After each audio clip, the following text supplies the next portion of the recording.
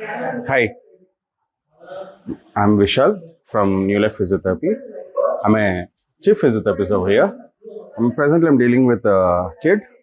Here, యాక్చువల్గా physiotherapy అంటే ఏంటి అనేది ఒక మనిషిని ప్రాణం నుంచి తెచ్చేది సర్జరీ. బట్ సర్జరీ తర్వాత మనిషి అనేది లేకపోతే ఎవరైనా కానీ నార్మల్గా మళ్ళీ స్థితికి రావాలి అంటే ఫిజియోథెరపీ అనేది చాలా హెల్ప్ చేస్తుంది. యాక్సిడెంట్ అయిన పర్సన్ కానివ్వండి, బాడీ పెయిన్స్ ఉన్న కానివ్వండి, లేదు అనుకుంటే ఎనీ జెనెటికల్ డిజార్డర్ ఉన్న కిడ్ అయినా కానీ వాళ్ళని మళ్ళీ నార్మల్ స్థితికి తీసుకురావచ్చు ఫిజియోథెరపీతో. అది కంప్లీట్ హెల్ప్ఫుల్ అనేది విత్ టీమ్ హెల్ప్ అనేది అవుతుంది. అలా మనకి ఫిజియోథెరపీ అనేది హెల్ప్ చేస్తుంది. ఫిజియోథెరపీ అంటే ఏం లేదు, ఫిజికల్ మెడిసిన్. ఇక్కడ ఎవరైనా రావచ్చు ఫిజియోథెరపీతో.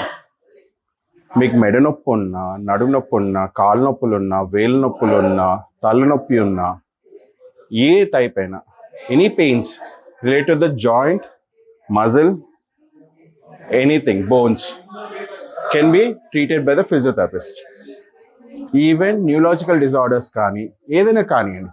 ఇప్పుడు ఎగ్జాంపుల్ న్యూలాజికల్ డిజార్డర్స్ అంటే ఇప్పుడు పేషెంట్ ఇట్లా ఉంటారు, అటు పేషెంట్స్ అలా ఉంటారు, అలా పడుకుని ఉన్నప్పుడు వాళ్ళని మళ్ళీ నార్మల్ స్థితికి తెచ్చేదే ఫిజియోథెరపీ హెల్ప్ చేస్తుంది.